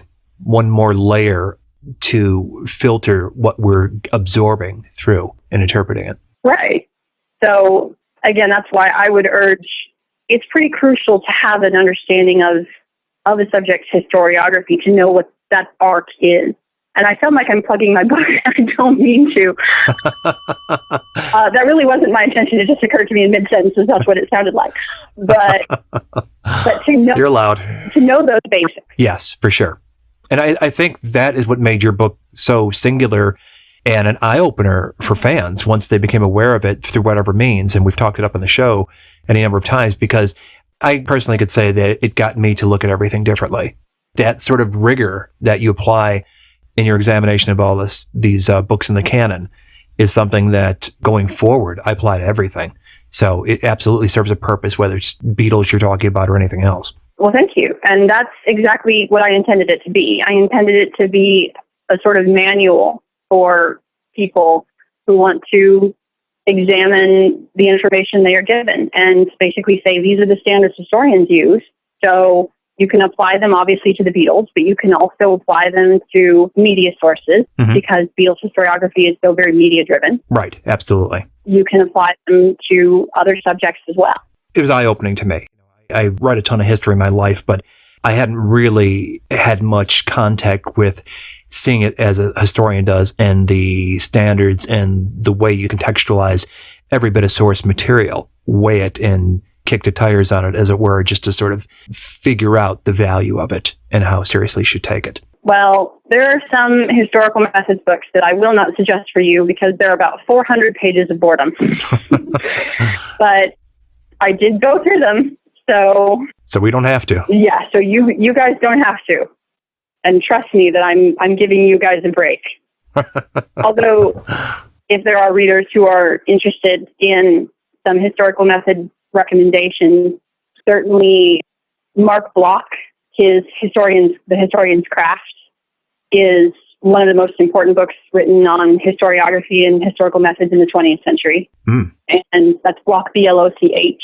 He was a French historian of medieval France, and unfortunately, tragically, he was killed during World War II by the Nazis. Oh. We also have John Lewis Gaddis's work, which I quote from. He's more of a modern version of Bloch. Mm-hmm. And you also have James Dart's Historical Methods in Mass Communication. And those were some of the major sources that I relied on when it came to analysis and methodology, and this is how historians analyze various sources. These are the standards we use. Well, it's good to know that stuff, because I'm certain there'll be at least a percentage of listeners out there that are genuinely interested in looking into that sort of thing. So it's good to have those sources that you steered us to. Well, you're welcome. Again, probably I would suggest Block, most importantly, not just obviously because of the tragic backstory, but because of the influence it has on the 20th century on other history writers. And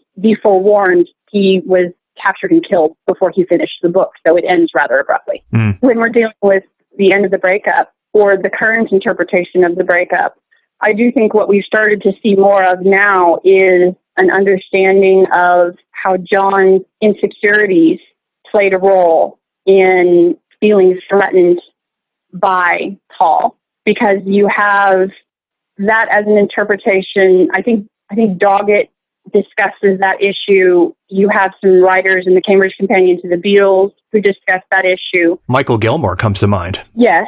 Yeah, he basically argues that is the reason that the Beatles broke up. Yeah. And you also have Lewisohn, I think, implying that that was a reason in the introduction to Tune In, where he talks about that section on John and Paul. And he says, John and Paul worked together, and again, I'm paraphrasing, so long as Paul understood that John was the leader. But when John felt that he was going to be supplanted or threatened in that position by Paul, then he would see him off. And the see him off stuff is a direct quote, I believe. Mm-hmm. So in my reading, which again could be wrong, the implication would be that that issue of John feeling threatened in his position is an issue in the breakup. It seems to be something that, in a way, you can look at it as sort of a perverse point of pride, but you see it numerous times when John asserts the claim for himself, I started the group and I ended the group. It's as simple as that. Like it was something to be proud of, but apparently it meant a great deal to him that Paul not be given credit for ending the Beatles. Right, and that being identified as one of the major reasons that John was so angry with Paul, because of the McCartney press release. And it begs the question, as you'd alluded to earlier in Joe Gooden's book of the Beatles and Drugs, Riding So High, that is an aspect that I don't think has been examined enough. I mean, that's certainly the only book-wide treatment of their drug use that I'm aware of. We've done shows on it in the past, but I know that it's an added layer that if you view the Beatles' actions through what they were using and when, you can certainly put together something new in terms of interpretation of events in their career.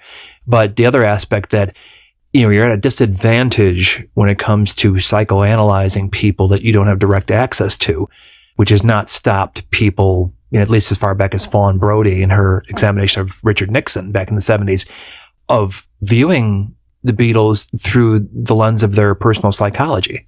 Somebody actually qualified to do that, doing it. And you alluded to Lewisohn referring to John's insecurities and the other writers that have brought that into it to varying degrees of attribution for why they ended and how they ended.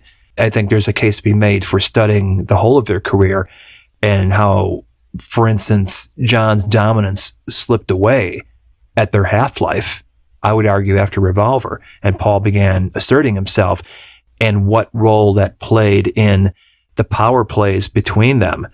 I see John bringing in Yoko very much as a provocation to Paul and a challenge to the power John might have felt that he had been usurping over the last year and a half or so.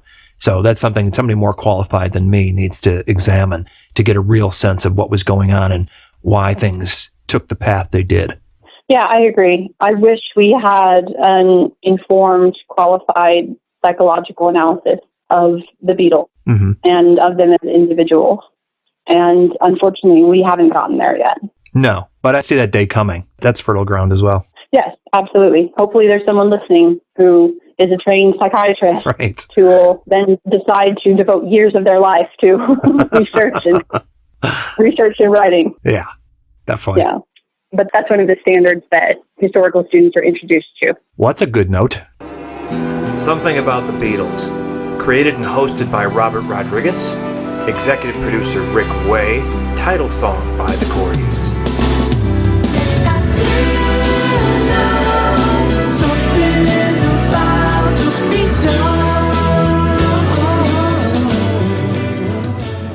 So were you ever a fan of Franz Ferdinand, the band? I just heard their big number one hit. So other than that, no. Oh, okay. I didn't know if you felt an affinity given your background. I did find their name of band curious, I have to admit. That's inside baseball there. I don't know if there's a band somewhere out there named Gavrilo Princip after the assassin who assassinated Franz Ferdinand. Be interesting to see them do a show together. Oh, yeah. That would be the Stones to Franz Ferdinand's Beatles. Very cool.